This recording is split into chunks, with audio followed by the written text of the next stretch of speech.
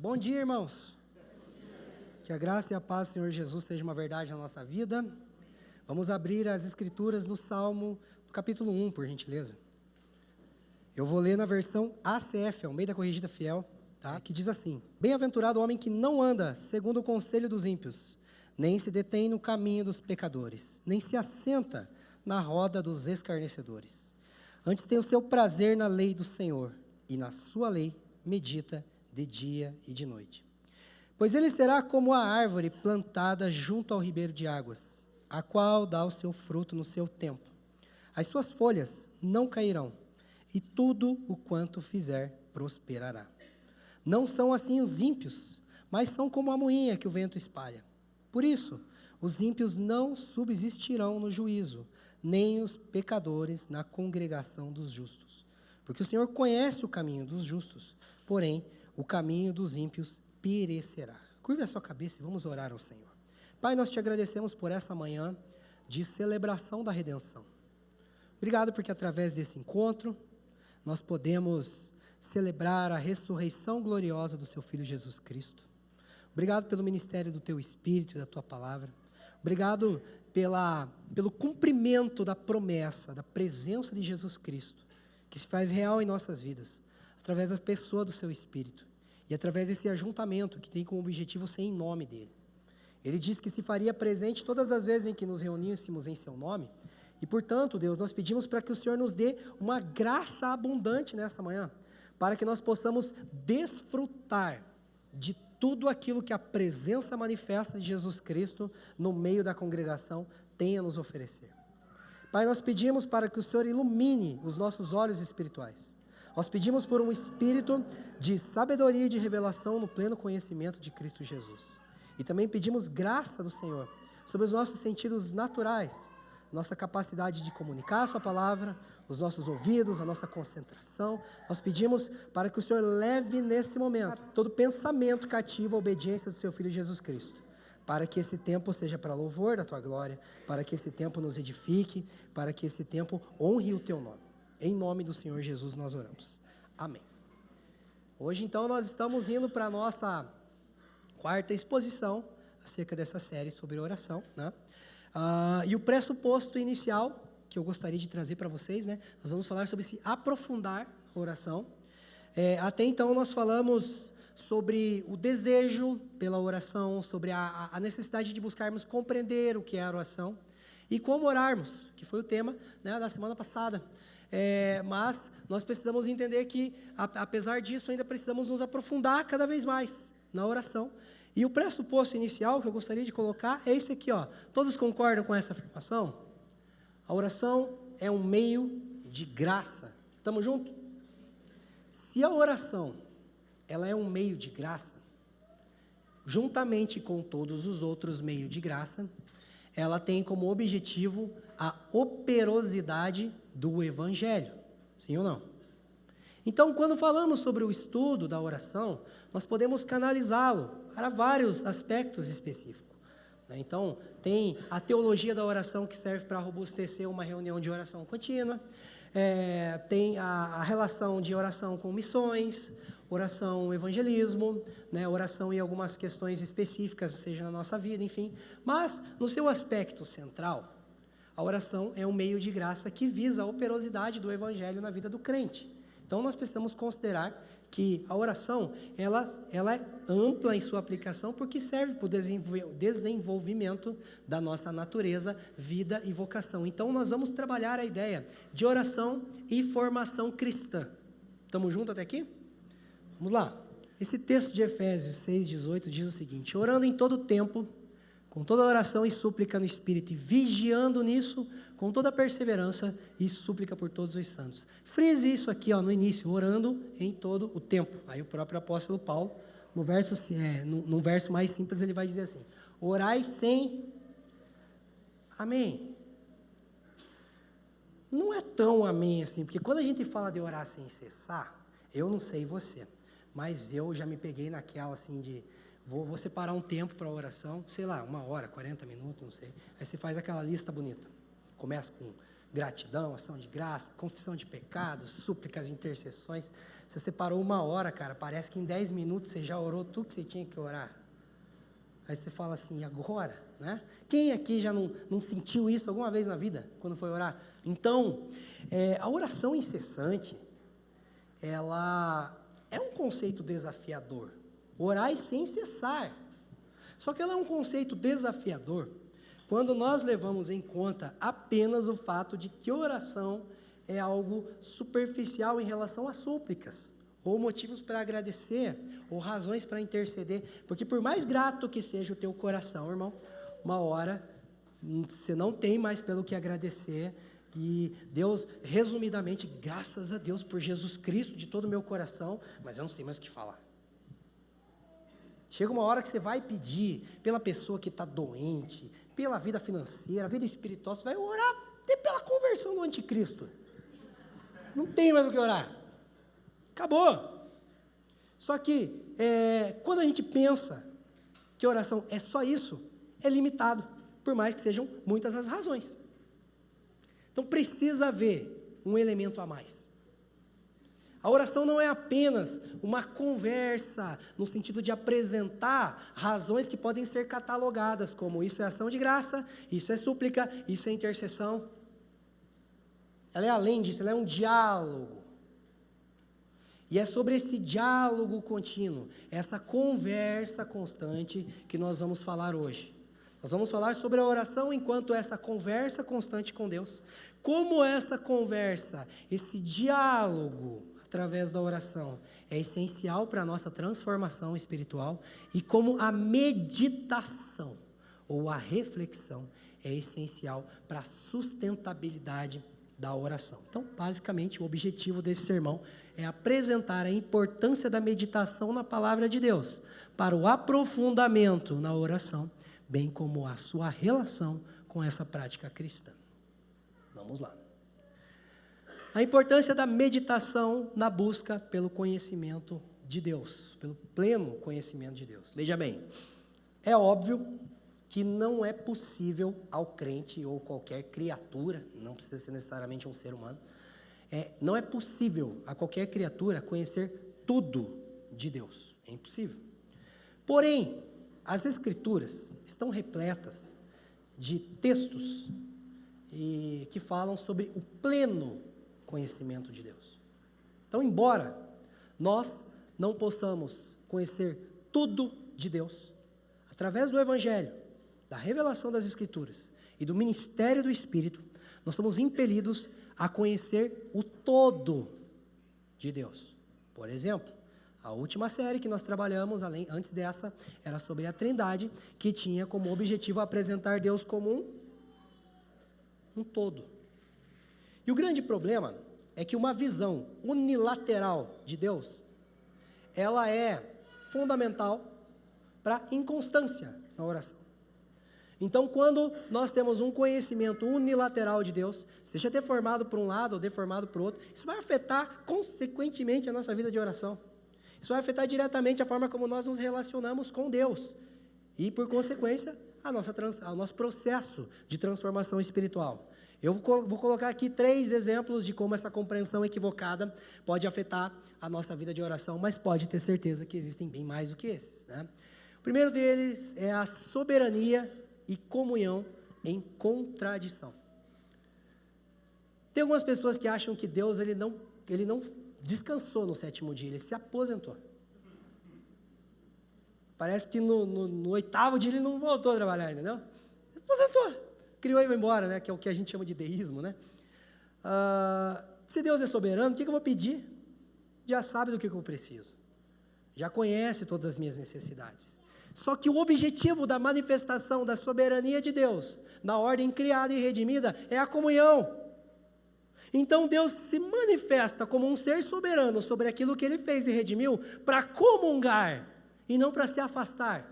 Pois Ele é aquele que cria, mas sustenta todas as coisas com a palavra do seu poder. Então a manifestação da soberania de Deus nunca vai ter como objetivo se afastar daquilo que Ele fez e redimiu, mas se relacionar com aquilo que Ele criou e resgatou. Então, se Deus é soberano, por que pedir? Porque Ele revela a sua soberania naquilo que Ele fez e redimiu para comungar. Próximo elemento, né? O perdão de Deus é somente para a salvação. É aquela oração do crente que quer ser mais, aquela visão de Deus, né, do crente que quer ser mais humilde que Jesus. Eu não mereço, cara, Deus já me salvou, vou pedir o quê? O que eu posso pedir para Deus? Eu não mereço nada. É verdade, você está falando uma coisa, você nunca mereceu nada, nem vai merecer. João chorou por horas do céu e só achou um que era digno. No céu só tem um que é digno, né? Mas a questão é que muitas vezes a gente, às vezes, lembra principalmente quando a pessoa converte e descobre que ela converteu, mas não vai parar de pecar, né? Talvez vai mudar os pecados, mas vai deixar de ser escrava do pecado, mas vai continuar pecando. Ela pensa assim, gente do céu, eu não posso pedir para Deus. Né? Quando eu converti, eu tinha 16 anos e até então a vida foi bem complicada, assim, né? Bem blasfema contra o Senhor. Mas pela graça, né? Pela Escritura, pelo discipulado e pela igreja, eu entendi que o perdão não era somente para a salvação. E foi isso que me capacitou a pedir uma mulher de Deus, né? Senão eu falava assim, não, Deus, pode mandar de qualquer jeito, não mereço nada, né? Cara, nem namorado tinha antes de me conhecer, cara, eu não mereço ela, né? Então, assim, Deus me deu ajuda. Então, assim, nós não podemos ficar com aquela licença, eu não posso pedir para Deus. Porque, irmão, o perdão completo dos pecados nos dá ousadia para adentrar e usufruir da realidade que existe no Santo dos Santos, como diz o autor de Hebreus. Com ousadia, com intrepidez, nesse lugar onde a propiciação do sangue de Jesus nos torna limpos e justificados perante Ele.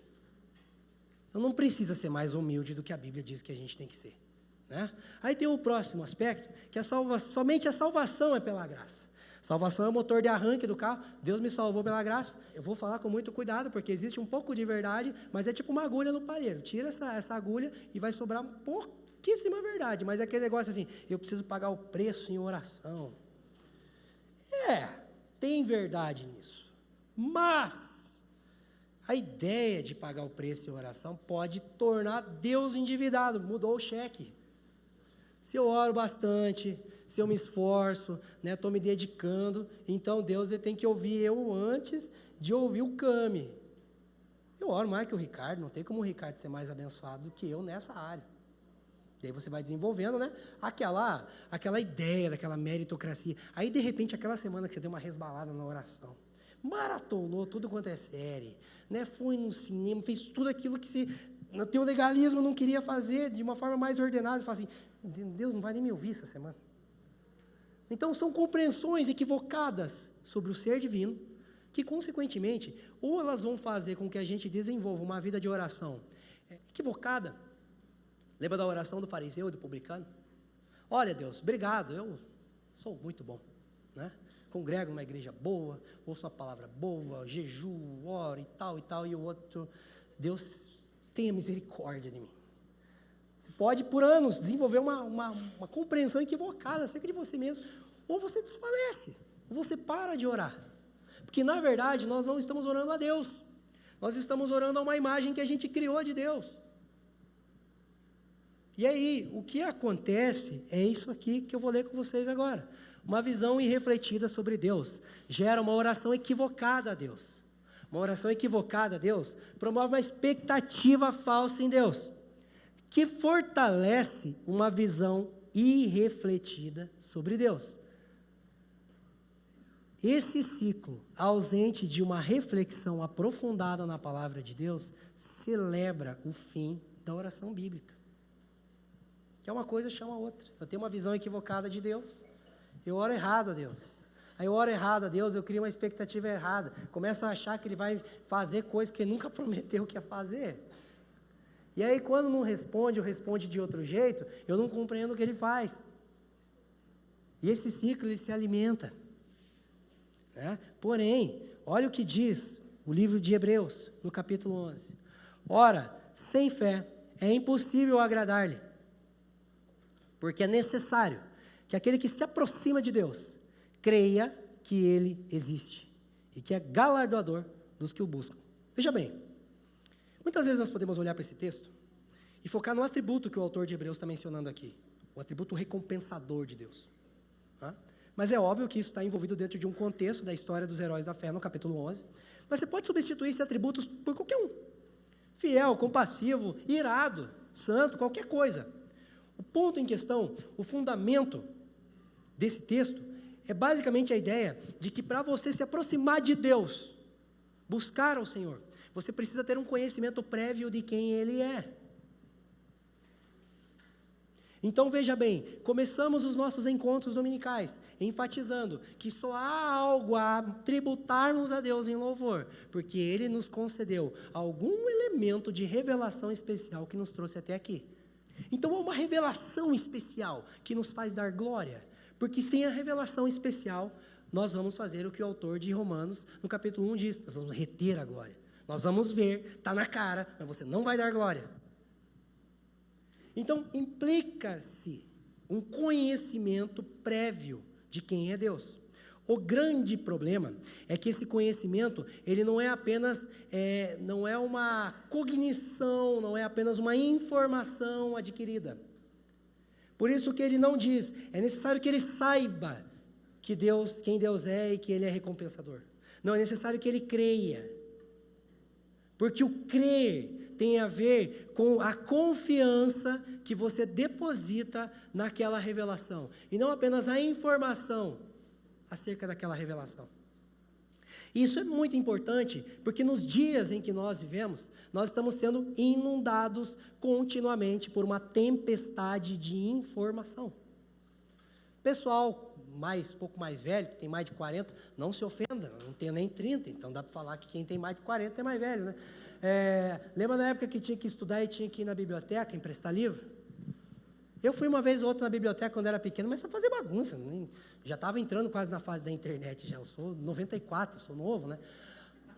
Então, daí eu lembro que estudava, e aí Barça, daí passava aqueles caras na frente de casa, assim, vendendo aqueles monte de livrão, assim, sabe? Gente, era um empenho para conseguir informação. O Google, cara, hoje em dia, simplificou tanto. Só que veja bem, você fica 15 minutos rolando o feed do teu Facebook, por mais que seja ali meio ausente de meme, meio ausente de coisa inútil, às vezes tem coisa boa ali, informação, né? Você passou 15 minutos, você não lembra da primeira postagem, da primeira coisa que você viu lá. Não consegue lembrar, é muita coisa. É muita informação, gente.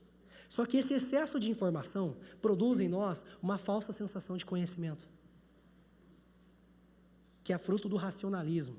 Eu ouvi, entendi, então eu creio. Não é bem assim. Que é o que a gente vai ver hoje. A gente não está mais na introdução, mas ainda está introduzindo, né?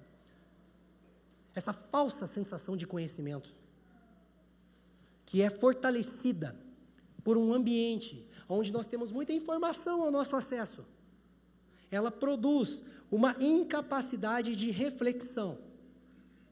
Comemos muito, digerimos pouco.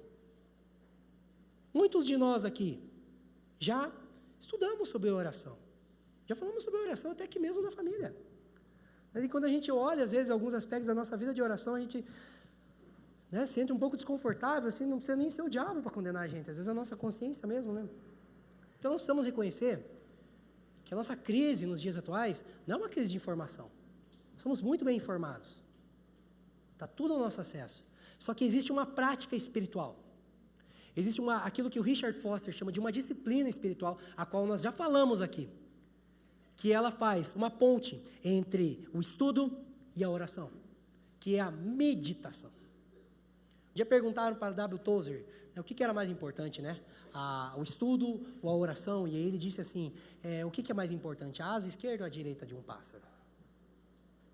Só que o que faz essa ligação entre um elemento e outro, o estudo e a oração, é a reflexão, é a capacidade de meditar, de digerir e de processar informações num num cenário social, onde as pessoas estão ficando burras, perdão o termo da palavra, por tanta informação. Nunca tivemos tanta calculadora, nunca fomos tão ruim de tabuada. Olha que loucura, cara.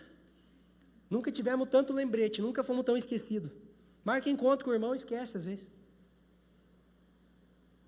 Então, nós precisamos resgatar esse princípio, que é o princípio da reflexão, da meditação, e entender como ele é fundamental para que nós possamos desenvolver esse diálogo, essa conversa, essa oração incessante ao Senhor. Vamos avançar. O que é a meditação cristã? Veja bem, enquanto o estudo ele tem a ver com a aquisição de informação, a meditação ela tem a ver com o processamento de informação. A Bíblia fala que alimento sólido é para pessoas maduras. Só que veja bem, se você der um pedaço de carne para uma criança, ela vai comer. Eu lembro um dia, o João tinha uns 6 meses, eu não sei se foi o João ou o Thiago. Quem que engasgou lá em casa? O Thiago. Cara, mãozinha rápida, catou um pedaço de carne. Aí, foi lá e tirou, né? Por quê? Porque se comer, você ia passar mal. Então, a criança e um adulto, eles conseguem comer. O que uma criança não consegue fazer que um adulto faz? Processar, digerir. Por isso que às vezes as pessoas chegam lá em casa, Levis, olha aquela pilhazinha de livro ali e fala, isso aqui eu quero ler, coisa boa. Fala, irmão, talvez não é para você agora. Vai comer, mas vai dar uma indigestão. Tem uns livros que eu não estou pronto para ler. A gente precisa reconhecer isso. Então, o estudo nos dá a capacidade de adquirir informação. Mas a reflexão, ela vai nos ajudar a processar. Então, o estudo me ajuda a ter domínio do texto. A reflexão me ensina a ser dominado pelo texto. Porque a maturidade espiritual ela não está relacionada a quanto eu tenho de domínio do texto bíblico, mas o quanto aquele texto me possui, o quanto aquilo é uma verdade na minha vida, o quanto aquilo tem raízes em mim. E é disso que o salmista está falando no capítulo 1. Porque quando ele fala, ele medita na sua lei dia e noite. Ricardo, naquela época não tinha Bíblia, né? Então eram uns pergaminhos grandão. Então eu não consigo imaginar um israelita andando com um carrinho de mão cheio de pergaminho, lendo coisa o tempo todo. Porque é humanamente impossível estudar as Escrituras o tempo todo. Agora, aonde você vai, você tem a capacidade de refletir. Talvez uma das coisas que mais me ajudou a aprender a refletir as responsabilidades matrimoniais, conjugais e paternais, né? Às vezes você está um pouco tempo disponível naquele dia, mas você não quer deixar para estudar para um sermão, às vezes, somente na última semana. Então, você está lavando a louça e fazendo o teu devocional, igual no livro de Eli, né? Você está lembrando dos textos e tal, daqui a pouco você para, tem que limpar a mão de sabão e tal, aí, de repente, você vai lá e escreve alguma coisa para você não esquecer. Aí, você está mexendo com o couro lá em cima, daqui a pouco você, né, para, aí você está no carro, você pode meditar o tempo todo. Mas, claro, óbvio que você precisa estudar, porque se você começar a meditar e sem ter uma base de estudo, você vai viajar na maionese. Você vai começar a inventar umas coisas que não está na Bíblia, por mais que você ache que seja, né? Mas você estuda. Eu comi. Agora o que eu vou fazer? Eu vou processar. Você leva isso onde você for, cara. Aí você pode meditar na lei de Deus, de dia e de noite, o tempo todo. Que o próximo elemento é isso aqui, é o ato de personalizar a palavra de Deus em nossas vidas. Então a Bíblia não é um livro de aplicação pessoal. Tem nenhum livro na Bíblia, carta a Felipe Bartoszewski. Esse texto não fala comigo. Deus amou Felipe de tal maneira. Não, Deus amou o mundo. Nem existia naquela época ainda. Né, dentro do cosmos, né? Então, não tem um texto da Bíblia que foi escrito para você. Teve um público original. Deus não escreveu a Bíblia para um homem. Se fosse só um homem, ele tinha escrito. Não, Deus está preocupado em salvar um povo. A Bíblia não é um livro de aplicação pessoal. Ela é um livro de implicações pessoais. Ela foi escrita para um público original. Ela transcendeu geografias, culturas, séculos, estações da humanidade. Chegou na nossa presente geração, de homens, mulheres, de todas as tribos, povos, línguas e raças que estão vivos nessa geração, e chega para a Natália com implicações pessoais. Então, por mais acessível que seja a comunicação de um sermão, que é o que a gente se esforça para fazer sempre, né? Tentar trazer sempre numa linguagem mais simplificada possível, mas sem ser simplista. A gente está falando aqui com pessoas de galáxias diferentes. Eu acho tão maravilhoso quando a gente senta na mesa e a gente vê universos tão distintos, cara. Porque são culturas, são experiências, tem mesmos princípios, mas é muito diferente, cara. Esses princípios, eles precisam ser personalizados na nossa vida para que eles não se tornem apenas algo geral. Tá, disso que o Felipe está falando, por exemplo, sobre família. O que é para a realidade dele e o que se personaliza na minha vida? A meditação vai me ajudar. Então, por mais acessível que seja aquilo que estamos ouvindo, nós precisamos desenvolver a habilidade de personalizar aquilo que estamos recebendo dentro do nosso contexto. Porque senão a gente vai ficar replicando coisas, e nem sempre é assim. Não é replicar, é personalizar isso de acordo com o nosso contexto. E aí, por último, é o ato de considerar a vida à luz de Deus. Isso envolve qualquer situação. É tão rico, quando você olha para Deuteronômio capítulo 6, e você vê que Moisés diz assim, essas palavras estarão no teu coração, no levantar, no deitar, de dia, de noite, onde é que você estiver. Porque você está em qualquer situação da tua vida, e você pode considerar a luz da vontade, da pessoa, dos planos de Deus naquele lugar, no teu trabalho. Não precisa necessariamente ter um tempo devocional com os seus colegas de trabalho para que Deus seja o centro ali. Você olha como que você pode exercer ética cristã no trabalho. Eu sempre digo que trânsito é um lugar tão adubado para fruto do Espírito, assim. Então, ali para você exercer paciência, virtude, para você virar outra face, para você considerar quem Deus é. Às vezes, para você aprender a ser uma pessoa submissa. Olha, aqui é 80, mas o meu chega a 120, vai 80, submete, larga esse espírito de rebeldia aí do Brian. Às vezes, o cara quer ser calma, não se mate. Às vezes você está em casa, que nem, por exemplo, a Ju é mais noturna, eu sou mais diurno, e depois de 8 anos a gente aprendeu a lidar com isso, e aí às vezes eu acordo bem cedinho assim, vai dormir em 2, acordo em 4, às vezes daqui um dia eu vou acordar em 6, a criançada vai lá, e às vezes eu acordo mais cedo, eles estão dormindo ali, e eu olho e falo, gente do céu, como o propósito de Deus para a família é glorioso, cara. Você está olhando na prática, tudo os ranhentos dormindo ali e tal, descabelado, mas você olha e fala, cara, como, minha meditação começou aqui, cara. Então você vai em qualquer lugar, quando você está na mesa, cara, como é gostoso quando você, por exemplo, está tendo um tempo de comunhão com o irmão, e o Senhor te permite perceber o significado daquilo. Eu lembro um dia que eu estava com o Ricardo lá na padaria, e você, da forma mais simples possível, aquilo me emocionou para a vida, e falou assim, cara, como é gostoso fazer um de casa em casa. Mas aquilo veio de tão fundo, eu falei, gente, olha isso, cara. Porque é a percepção do que aquilo significa. Não é, mas reunimos direto, qualquer programação diferente, já assistimos beisebol, futebol, já falando de Bíblia, jornal. Não é criar uma programação, é aprofundar o significado, cara. Então você pode levar essa consciência para sempre, em qualquer lugar. É por isso que muitas vezes a gente se depara com algumas pessoas que talvez elas não tenham, por várias circunstâncias, talvez não tenham o tempo disponível, talvez, o contexto é diferente, talvez ela não tenha aquela habilidade atlética de ler vários livros por mês, por exemplo. Aí você senta com a pessoa, ela começa a falar e você fala assim, meu Deus do céu, que pessoa profunda. E a profundidade, ela não tem a ver, às vezes, apenas com quanto estudou. E não significa que a pessoa não estuda. Vocês estão entendendo? Tem a ver com o quanto aquilo cria raízes, Você fala, gente do céu, como brotou verdade disso que ele está falando? Como isso tem alimentado continuamente por águas junto ao ribeiro? E hoje em dia, como diz Richard Foster, no primeiro parágrafo de celebração da disciplina, a crise da nossa sociedade é a superficialidade. Como nós carecemos ser pessoas profundas, cara.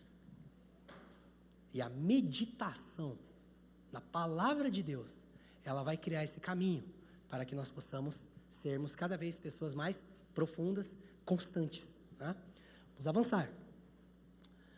Uma reflexão correta sobre Deus gera uma oração centrada em Deus, o que promove uma esperança concreta em Deus, que aprofunda uma visão concreta de Deus, de nós mesmos e do mundo. É aqui que a oração cristã se sustenta para a vida toda. Então, se você tem uma visão correta de Deus, você vai orar certo. E quando você ora certo, você cria uma esperança correta.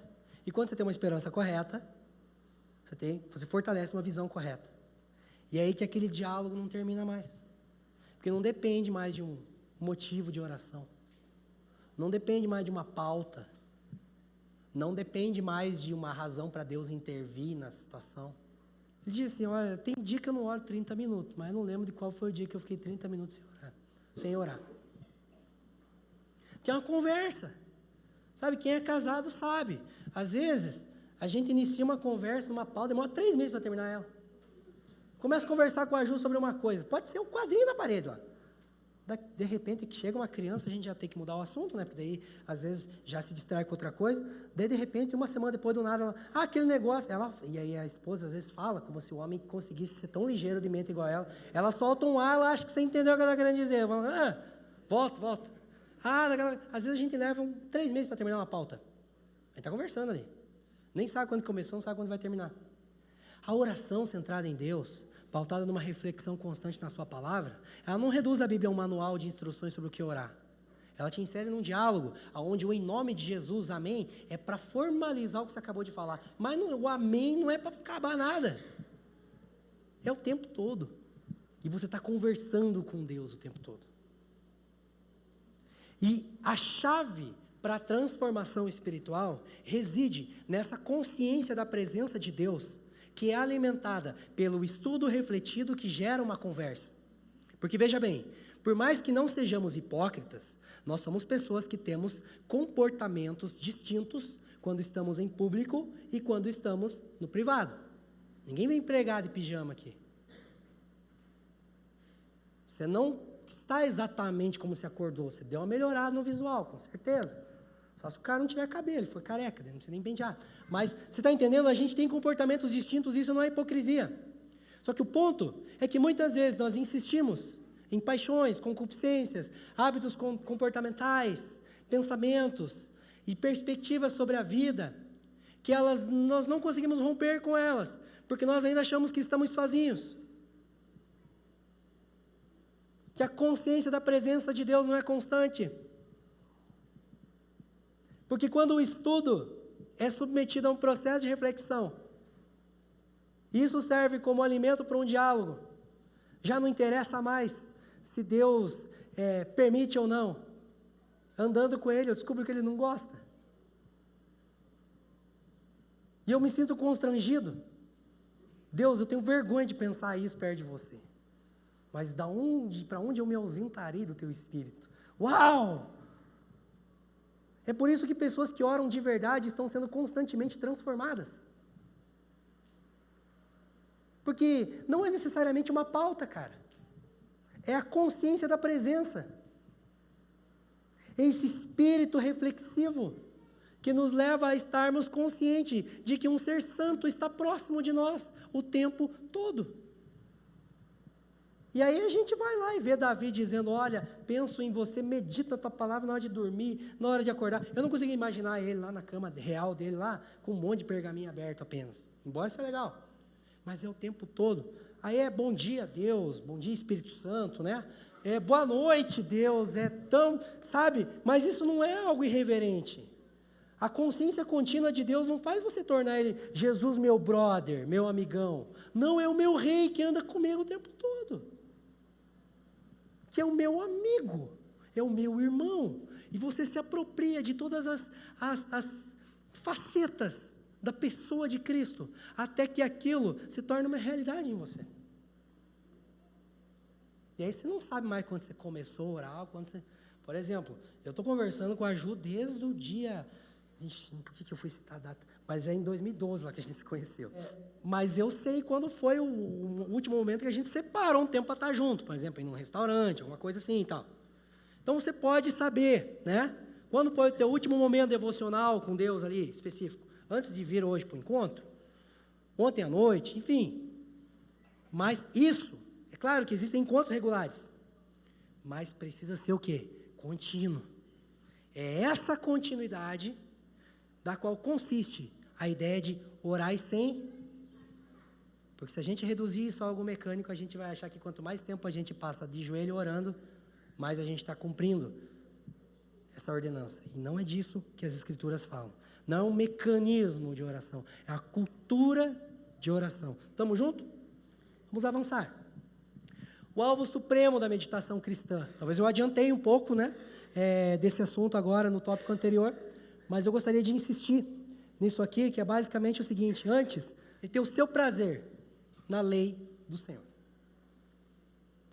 Gente, uma coisa é saber que Deus é fiel, outra coisa é gostar de ser fiel. Salmos 45 diz acerca de Jesus Cristo que Ele ama a justiça e Ele odeia a iniquidade. Ele não sabe apenas que justiça é bom e iniquidade é ruim. Ele ama.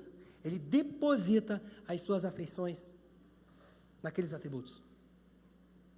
Então, a oração constante, pautada numa reflexão sólida na palavra de Deus, ela transforma as nossas afeições. A ponto de que aquilo que no início da jornada cristã é difícil fazer, se torna desejável. A ponto de se tornar difícil não fazer. Porque uma coisa é você olhar a pessoa, né, que talvez ela está num dia difícil, você deu um bom dia, ela já respondeu meio de atravessado, e você fala assim, tem que virar outra face, né, vamos lá. Outra coisa é você ter prazer nisso. Outra coisa é você entender que você fez isso porque você é assim. Então não é uma consciência dos mandamentos de Deus. Eu tenho que lembrar que isso, não vou pecar. Não. É o prazer, é o teu alvo de vida. É o teu objetivo sublime. Dallas Willard diz que é uma das evidências de um discípulo maduro, é que para ele é mais difícil pecar do que não pecar. Porque ele ambiciona coisas supremas. É claro que, nossa, parece que está falando um tipo de crente quase Capitão América, assim, né? Não, a gente tem como alvo isso. É óbvio que no início da jornada, às vezes a gente é sempre aquele contraste entre Deus é santo e nós não. Mas isso é a plataforma de partida. Deus é santo e eu não. Ele é impecável, eu sou pecador. Mas o meu desejo é ser santo como Ele. Não é apenas uma ordenança, é um desejo, porque o meu prazer, as minhas afeições, estão no cumprimento da sua palavra. E é por isso que Paulo, em Efésios capítulo 3, esse texto, que ele basicamente diz o seguinte, capítulo 1, ele está expondo sobre o eterno propósito de Deus. No capítulo 2, ele fala sobre como Deus operacionaliza esse propósito através da obra redentora de Jesus. E aí no capítulo 3 ele diz assim, eu oro para que segundo as riquezas da sua glória, vocês sejam fortalecidos com poder, para que Cristo habite em vossos corações pela fé, e vocês sejam arraigados, lembra lá do Salmo 1, alicerçados em amor, a fim de compreender largura, profundidade, comprimento, todas as dimensões do amor de Deus, ser tomados de toda a plenitude de Deus.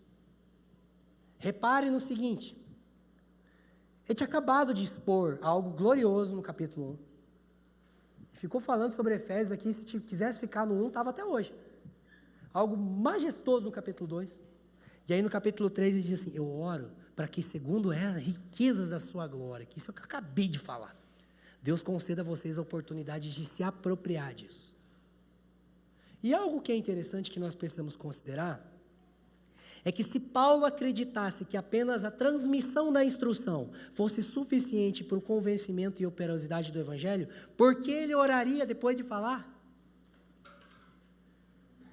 Nós, como pregadores, costumamos achar, muitas vezes, que o nosso dever para com a pregação termina quando acaba o culto, né?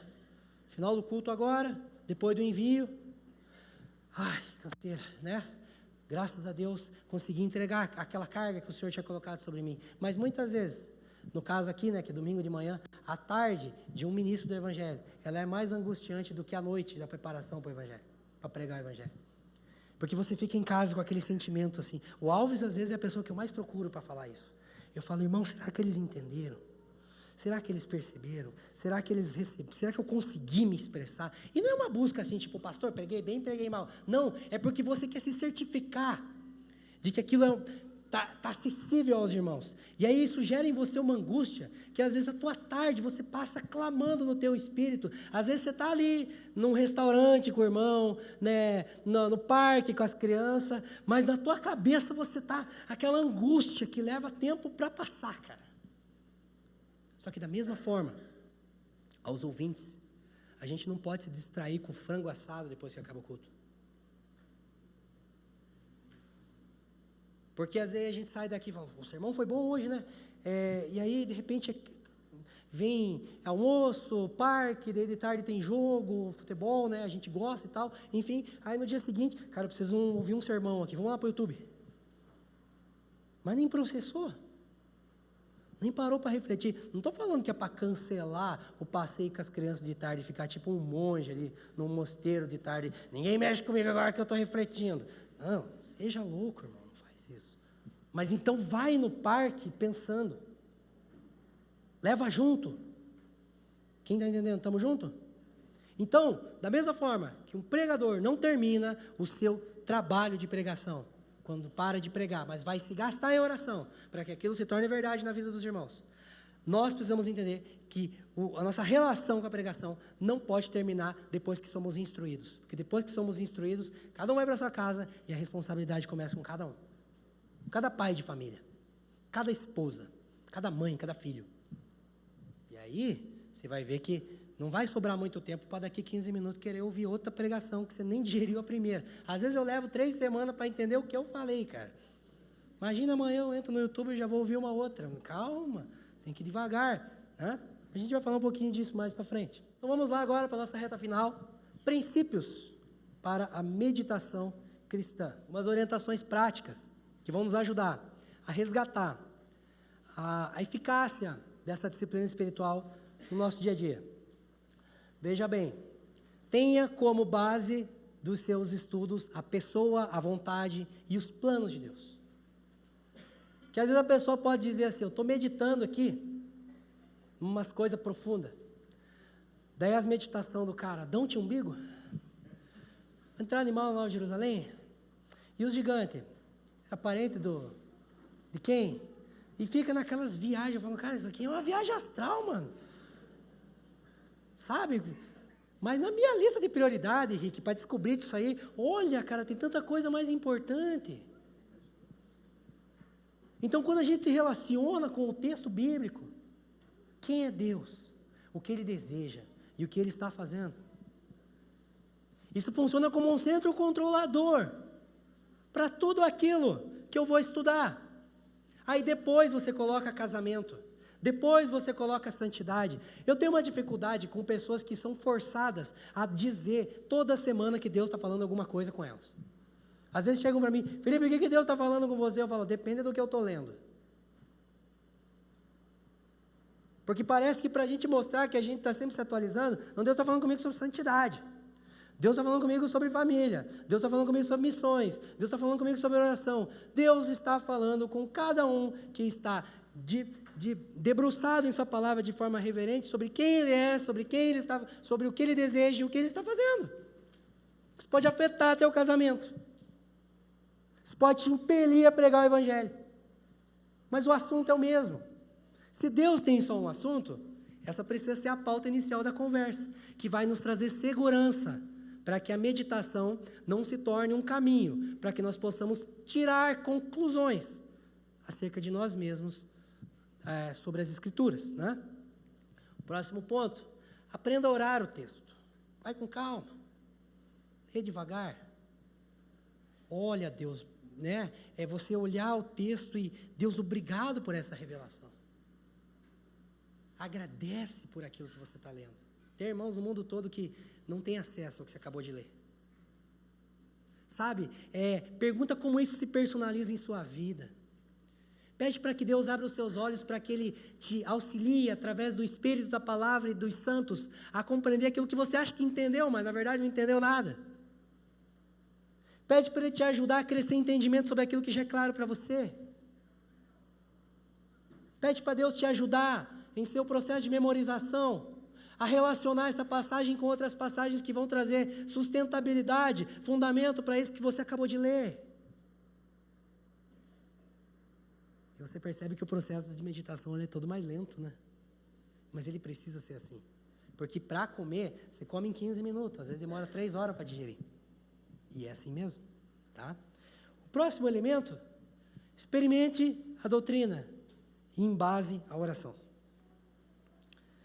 Muitas vezes nós pensamos que a oração, a gente tem que experimentar ela, e a doutrina, a gente tem que embasar.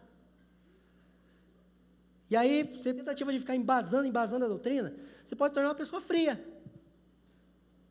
E na tentativa de ficar tentando provar, sentir a oração, você pode se tornar uma pessoa sentimentalista. Esse último mês, eu e minha casa, a gente passou por uma situação que ela foi uma situação bem peculiar. Tem um dia mal e tem um mês mal, né? Foi tipo um mês mal, assim. Foi difícil. É tipo aquelas facadinhas agudas, assim, que você nem sente na hora, depois você vive, doeu. Talvez a pior experiência que eu já tive na minha vida. E eu, embora esse diálogo constante com o Senhor, eu não queria falar com Deus sobre esse assunto. Eu falei para a Juliana, uns 3 dias, que isso tinha começado a acontecer. Eu falei, eu não tenho o que falar com Deus sobre isso, por enquanto. Porque eu não queria agradecer só porque tem que dar graças, cara. Ai, tudo é graça. Ai, Deus, obrigado. Não, Ele me conhece. Mas eu também não queria me colocar como uma pessoa que estava sofrendo, como se o servo sofredor de Isaías 53 fosse eu. Todo mundo passa por isso que a gente passa no dia a dia, né? E aí muitas vezes a gente cai naquele equívoco que é diabólico, de achar assim, não, quando você for orar, deixa de lado a tua bagagem teológica. Não, pelo amor de Deus, não vai ser uma macumba que você vai fazer ali. Não deixa de lado não, ninguém é uma folha em branco, cara. Não é deixa de lado a tua bagagem teológica, aprende a usar ela. E aí eu cheio de coisa para expressar para o Senhor, cara. E eu não sabia equalizar aquilo. E aí, em vez de orar, eu fui ler. E fui ler a Bíblia, e de repente, Salmo 103, que coisa mais linda. Ele conhece a nossa estrutura e sabe que nós somos pó. Bendiga minha alma o Senhor e não se esqueça de nenhum dos seus benefícios. Porque é Ele quem perdoa as nossas iniquidades e sara as nossas enfermidades. Aquilo para mim foi uma chave que abriu margem para uma conversa com Deus sobre aquela pauta, que com toda a humildade do mundo, irmãos, tá? Parece que nesses dias eu não precisava de nenhum conselho pastoral. Eu compartilhava com os amigos porque era para compartilhar, porque vamos sorrir junto e vamos chorar junto. Mas eu estava provido de direção, cara. E aí aquilo abriu uma oportunidade, uma possibilidade para dar graças chorando. E para chorar sem ser ingrato, cara. E eu nunca consegui equalizar essas coisas. Como? Como que adoração e lamento andam juntos? E aí você vai para o livro de Salmos e você vê que muitas vezes Davi e os demais salmistas, eles estavam destruídos. Bendiga a minha alma o Senhor. Eu sabia o caminho, eu não sou recém-convertido, cara, eu não converti ontem. Converti com 16 anos, estou com 28. Então não dá para jogar fora a bagagem teológica, por menor que ela seja. Não é uma bagagem, é uma bolsinha pequena ainda. Mas tá bom, então eu sei um caminho. Essa humildade de, eu vou me esvaziar, nem sei quem Deus é. É tipo, não, calma, você tem uma história com o Senhor. Os seus memoriais, as instruções que embasam a oração, da mesma forma que a oração, ela nos ajuda a experimentar a doutrina. Porque uma coisa é você ouvir, por exemplo, o pastor Leandro Vieira nos ensinando que somos eleitos. Outra coisa é você acordar, se olhar no espelho e ter consciência de que Deus te elegeu, apesar da porcaria que você está vendo naquele espelho. Você fala, uau! É diferente, irmão. Então a doutrina, ela precisa ser experimentada. E a oração precisa ser embasada. Existem todas as manifestações de emoções possíveis a um ser humano, narradas nas Escrituras, que nos dão capacidade de, às vezes como Davi, olha a ousadia desse homem. Deus, afasta os teus olhos de mim. Ele quase estava dizendo assim, procura outro. Eu não aguento mais sofrer. E como, Leivson, você consegue expressar isso para Deus sem pecar? Então, olha como que uma oração embasada, ela não engessa. Ela nos dá a possibilidade para navegar com segurança. Aí, às vezes, uma pessoa ou outra perguntava, aí, como é que você está, Felipe? Eu falei, cara, eu me sinto boiando em águas limpas. Eu não sei. Meio sem, né? Às vezes tem algumas direções mais claras do que fazer. Então eu falei, cara, não sei. Se der para equalizar fé e dor, tá tudo certo. Tá bem? Não, mas tá, tô. Como assim? As Escrituras nos dão esse lugar de rocha, de solidez, essas águas junto aos ribeiros, do qual o salmista fala, é aqui que a gente tem que estar, seja numa fase de frutos ou de não frutos. Porque só um produto adulterado vai frutificar o ano todo. Existem estações que você só vai ver folha. Existem estações que não há nada de virtude que é extraído de você, parece. Existem estações que parece, meu Deus, parece que é 3 passos para trás, é 10 dias mal, um mais ou menos, e uma hora boa. E daí, você está plantado junto aos ribeiros. Cada árvore, cada filho de Deus tem a sua estação. Estamos juntos? Então, embase a oração e desfrute da doutrina. Vamos avançar para a reta final. Faça bom uso dos estímulos. Veja bem, a nossa sociedade é uma sociedade viciada em estímulos. Muita coisa acontecendo ao mesmo tempo, né? Informação, música, nossa, gente. E aí eu vejo como que às vezes algumas coisas que a gente alimenta na nossa mente, elas nos dão a capacidade de ser estimulado. Eu às vezes quando eu assisto uma série que eu gosto bastante, meio que no dia seguinte eu já começo a meditar como é que seria se algumas cenas mudassem ali. Então tem hora lá em casa que eu estou meditando, tipo em La Casa de Papel. Mas peraí, se não fosse nos Estados Unidos, se não fosse na Espanha, mas fosse nos Estados Unidos e tal, aí de repente E aí tua mente, ela está ali, né? Mas veja bem, o apóstolo Paulo, ele fala sobre sermos intencionais em relação aos nossos estímulos. Pensa nas coisas do alto, busque as coisas do alto. Enchei-vos do Espírito falando. Falar é um verbo, é uma ação. Se programe para isso. Não é uma religião, aliás, não é mundanismo, às vezes você ouvir uma música que não é cristã. Principalmente se for um rock bom. Mas às vezes é bom ouvir um louvor também. Não, eu não sou religioso. Qualquer filme é de Deus. Deus está em Hollywood. Mas às vezes um fazendeiro de Deus é bom para ajudar a gente a ser um pouquinho crente. As camisetonas do Iron Maiden e tal, mas às vezes um sólido é o glória ali. Eu não sei, esses dias eu vi no grupo do apacentadores lá, a irmã postou uma foto, ela tinha um moletom no sólido e glória. Cara, mas aquilo para mim foi tão bom ver aquilo que eu fiquei pensando nisso, aquilo foi tão legal, uma coisa que me estimulou. Então se cerque de estímulos. Lá em casa, eu sempre coloco uns quadros com versículo bíblico, sabe? E às vezes, como eu trabalho em casa, para não esquecer, né, de alguns propósitos, coloco foto das crianças, coloco desenho, a arquitetura lá, decoração é meio doida, assim, mas, sabe, tem meus estímulos ali, os rabiscos da Helena, que ninguém entende nada, o que é isso? É para lembrar que a minha filha está aqui. Então se estimule, faça bom uso dos estímulos. Numa sociedade onde a gente pode promover estímulos para tantas coisas, né? Então, a gente precisa fazer esse bom uso dos estímulos. Aprenda a discernir a hora de parar de alimentar a sua mente. Isso aqui é importante. Porque daí a gente pode pensar assim, né? Que, então tá bom, vou me estimular. Daí o cara escuta uma pregação por dia. Tem que estar toda hora ouvindo um louvor. Tem que estar toda hora falando da Bíblia. Tem que estar toda hora... É uma ansiedade que, na verdade, não é fruto de fome, Leivson. É fruto de ansiedade. Medo de silêncio. Por mais de Deus que seja, às vezes, aquela música, aquela canção que vai me instigar a refletir, por melhor que seja aquela pregação, às vezes tem algum momento do nosso dia que a gente tem que colocar na cabeça. Agora não. Agora é o silêncio. Aprender a parar de alimentar a nossa mente o tempo todo.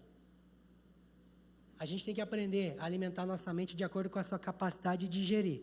Mas daí também não dá para entrar na preguiça. Porque às vezes, que nem por exemplo, né, você empresta um livro com um irmão, a gente é meio escaldado e sabe mais ou menos quanto tempo ele vai demorar para ler aquele livro.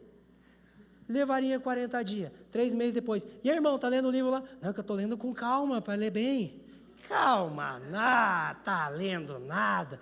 Eu já peço, então me devolva. Não é isso. Eu ouvo uma pregação por ano. Não é para essa apatia que a gente tem que entrar. Mas calma, respeita o processo. Estuda, reflete, ora, estuda. É um ciclo virtuoso, glorioso. Estamos juntos? Próximo. Valorize a constância.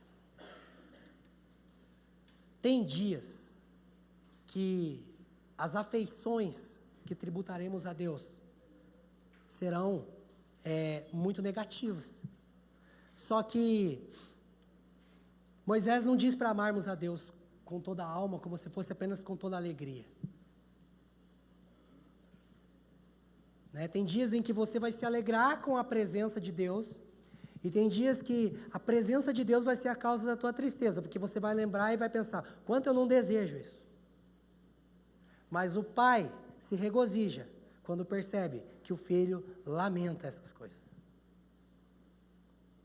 Porque quando pensamos em uma oração sentimentalista, é o quanto eu sinto de Deus, não é o quanto Deus sente de mim. Porque às vezes naquele momento eu não sinto nada, Ele está sentindo tudo. Uau, obrigado, filho. Obrigado pela consciência da tua preguiça. Obrigado pelo quanto você acha a minha palavra entediante. Obrigado por confessar isso. Sabe? Então, como eu disse já hoje, há estações de frutificação. Há estações onde vai ser mais fácil. Mas tem horas que a nossa única pauta com Deus vai ser, Senhor, eu estou aqui. Que é aquilo que alguns teólogos chamam de o silêncio reverente na presença de Deus. Pai, eu estou aqui. Não tenho nada para te falar. Eu só estou aqui. Quando às vezes você pega teu filho no colo, ele deita, põe a cabeça e não fala mais nada. Ele não... Parece que ele está ali.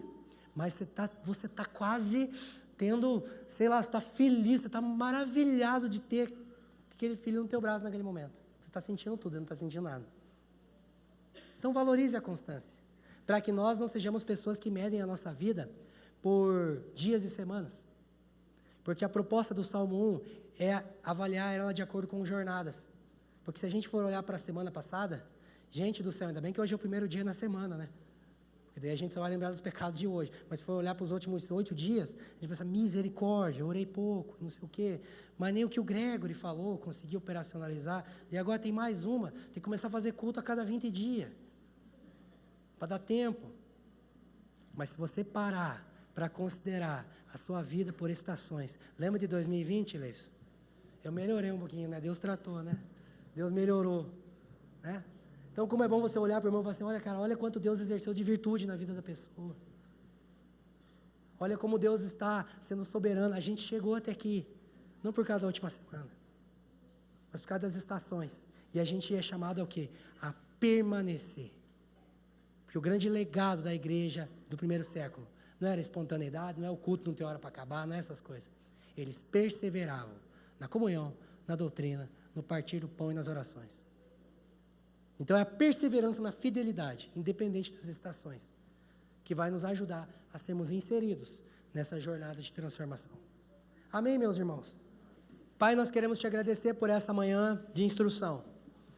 Nós queremos reconhecer que a instrução da tua palavra é o passo inicial para que nós possamos ser inseridos numa meditação constante.